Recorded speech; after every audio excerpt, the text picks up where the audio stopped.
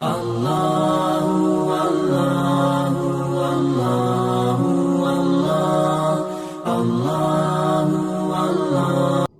اللہ الرحمن الرحیم۔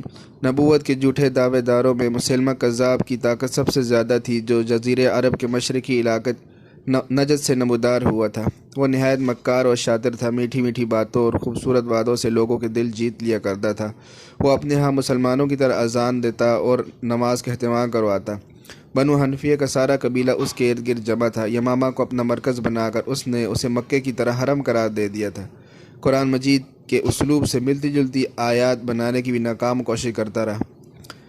مختلف طریقے سے اس نے وحی کے بارے میں کہا کہ یہ مجھ پر وحی نازل ہوتی ہے، اور ایک جگہ وحی کا ذکر کرتے ہوئے کہا کہ مجھ پر یہ آیت نازل ہوئی کہ قسم ہے بکریوں اور ان کے رنگوں کی، ان میں سے کالی بکریاں اور ان کا دودھ سب سے عجیب ترین چیز ہے۔ بکریاں کالی اور دودھ سفید، یہ بڑی عجیب بات ہے۔ یقیناً ملاوٹ حرام کر دی گئی ہے، تو تمہیں کیا ہوا کہ تم دودھ کے ساتھ کھجوریں نہیں کھاتے؟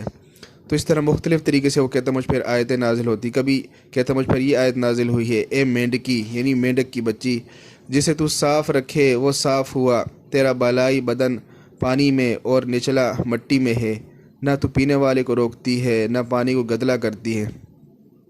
اور اس طرح کہتا ہے کہ ایک مجھ پر یہ آیت نازل ہوئی کہ قسم ہے ان عورتوں کی جو کھیت میں بیج بوتی ہیں، جو فصل کاٹتی ہیں، جو گندم کے دانے بکھیرتی ہیں، جو آٹا پیستی ہیں، جو روٹی پکاتی ہیں، جو سرید تیار کرتی ہیں، جو لقمے بناتی ہیں سالن اور چربی کے ساتھ۔ بے شک تمہیں خانہ بندوشوں پر فضیلت دی گئی ہے، دیہاتی تم سے آگے نہیں، اپنی زرخیز زمین کا دفاع کرو اور سوالی کو پناہ دو۔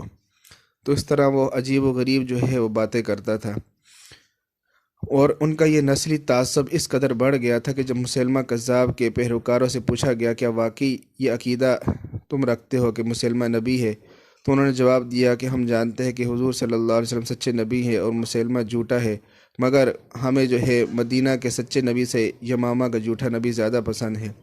اس قبائلی عناد کے ساتھ علاقائی سیاسی مفاد کی امیدیں بھی تھیں، جنہوں نے ہزاروں افراد کو مسلمہ کے ارد گرد جمع کر دیا تھا۔ مسلمہ کی یہ طاقت اس وقت اور بڑھ گئی جب جھوٹی نبیہ سجاہ اپنے لشکر کے ساتھ یمامہ پہنچی اور مسلمہ سے بات چیت کی۔ مسلمہ نے اسے سبز باغ دکھائے اور دونوں مل کر کے عرب فتح کریں گے۔ سجاہ نہ صرف اس کی باتوں میں آ گئی بلکہ اس کے ساتھ اتحاد کو مضبوط کر دیا اور اس کے ساتھ رشتے کی پیشکش کی، یہاں تک کہ ان کی شادی ہو گئی۔ جب دوبارہ وہ اپنے واپس لشکر میں گئی تو انہوں نے پوچھا لشکر والوں نے کہ انہوں نے مہر میں کیا دیا، تو سجاہ نے کہا کچھ بھی نہیں۔ تو اس کے پیروکار وہ غصے ہو گئے اور کہا کہ آپ ان سے مہر لے کر آئے۔ تو جب وہ دوبارہ مسلمہ کے پاس مہر کی بات کرنے گئی تو مسلمہ نے کہا کہ میں نے تمہاری قوم پر فجر اور عشاء کی 2 نمازیں معاف کر دی۔ تو اس کے سجاہ کے پیروکار خوش ہو گئے کہ نمازوں سے جان چھوٹ گئی، اور دل و جان سے سجاہ کے ساتھ ساتھ وہ مسلمہ کے بھی گن گانے لگے۔ تو اس طرح مختلف طریقے سے وہ مسلمانوں کو ورگلاتا تھا۔ بالآخر ابو بکر رضی اللہ تعالیٰ نے ان کے خلاف جنگ کی۔ جنگ یمامہ ان کے خلاف ہوئی 11 ہجری کے آخر میں۔